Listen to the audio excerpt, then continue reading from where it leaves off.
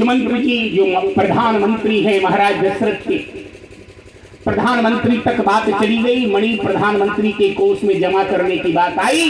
जानकी जी बोली मणि मैं रख कर क्या करूंगा, कोष में जमा कर दिया जाए। प्रधानमंत्री सुमंत्र के हाथ में मणि गई।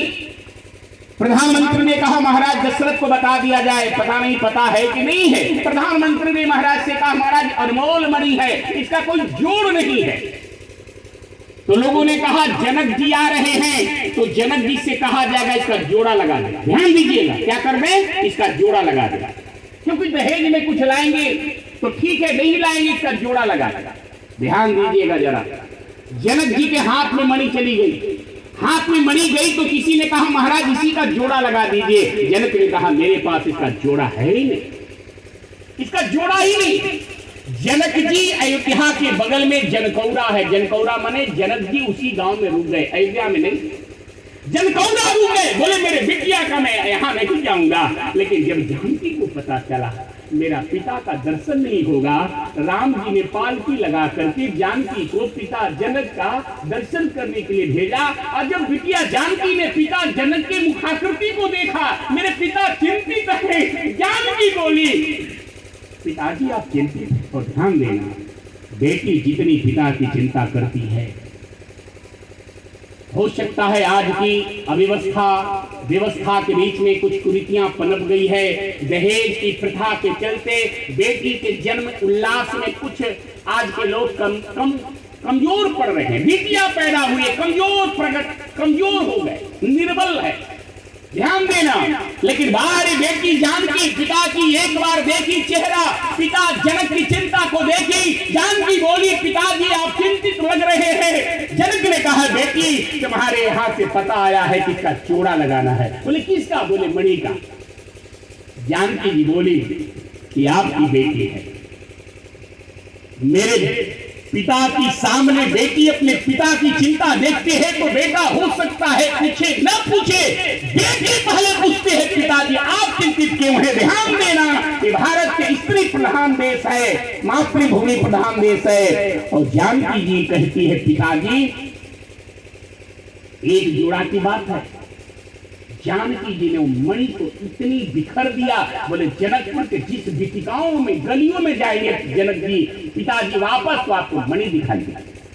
एक मणि की बात छोड़िए, जनक जी जनकौरा से वापस लौटे मिथिला में, और मिथिला में जब गए तो देखे कि तमाम एक मणि नहीं वैसा अनंत मणि बिखरा हुआ है गलियों में। जनक जी ने कहा कि बटोर दो, क्योंकि मेरी बेटी का दिया हुआ है और बेटी का धन लेने वाला मैं नहीं हूं। और सारा इकट्ठा करके मणि जब अयोध्या में भेजा गया तो मणि पर्वत हो गया।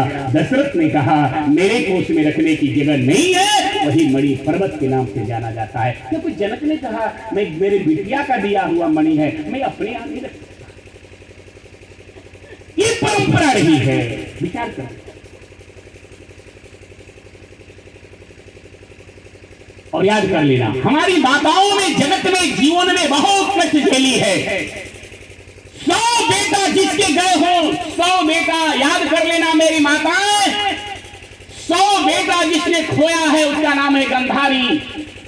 100 बेटा खोई अपने आंखों के सामने, 100 बेटा की अर्थी उठी है, 100 बेटा की चिता जली है, 100 बहु विधवा हुई है। लेकिन गंधारी इतिहास सिखाइएगा, शिक्षित लोग बैठे हैं, गंधारी ने द्रौपदी को श्राप नहीं दी कि तुम्हारे चलते मेरे 100 वधुएं विधवा हुई है, मेरे 100 बेटे का लाश उठा है, बल्कि कृतज्ञता ज्ञापित करती है। बहुत कष्ट हुआ है। और आज तक इतिहास के पन्नों में किसी ने दुर्योधन नाम नहीं रखा, किसी ने दुशासन नाम नहीं रखा। ये भारत का इतिहास है।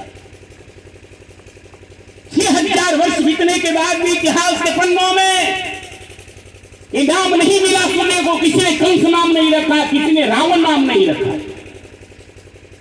क्यों? इसलिए कि उन्होंने स्त्री के साथ दुर्व्यवहार किया था, इसलिए स्त्रियों के साथ अपमान किया था। जो स्त्रियों का अपमान करता है, स्त्रियों को दुर्व्यवहार करता है, तो इतिहास में मिट जाता है, उसका कोई इतिहास नहीं बनेगा।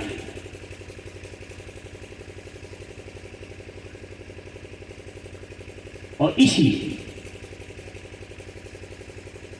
मानस में गोस्वामी जी कहते हैं कि भारत वसुंधरा की सबसे उज्जवल और पवित्र इतिहास इसलिए रहा है कि भारत की दाम्पत्य जीवन इतनी सुंदर है, पवित्र है कि यहाँ के लोग छोड़ दो, देश विदेश की बात मैं नहीं कहता हूँ, यहाँ के बात छोड़ दो। इंडोनेशिया का शायद आपने इतिहास पढ़ा हो, नहीं पढ़ा हो, इंडोनेशिया में सप्ताह में एक दिन विशेष कोई दिन निश्चित किया गया है और विशेष दिन में बच्चे वहां माता पिता के पैर पकड़ करके धोते, एक दिन विद्यालयों में। इसी कारण है इंडोनेशिया में एक वेद अभ्यास रखते, जहां के बच्चे के कोख में संस्कार दिया जाता है, जहां भारत की जननी अपने ब्रह्म धर्म की संस्कार देती है बच्चे के अपने कोख से, तो भारतवर्ष की वसुंधरा उज्जवल होती है, पवित्र होती है, श्रेष्ठ। ये भारत की माता जानती है, याद कर लेना। रोजी रोटी की बातें कर लेना सब जानती है, किसी बच्चे को रोजी रोटी कैसे मिलेगा इसकी चिंता तुम्हें नहीं रखना है। जो हाथी को कन भर देता वो परमात्मा भी सबको देता है, चिट्टी को कन भर देता, हाथी को मन भर देता।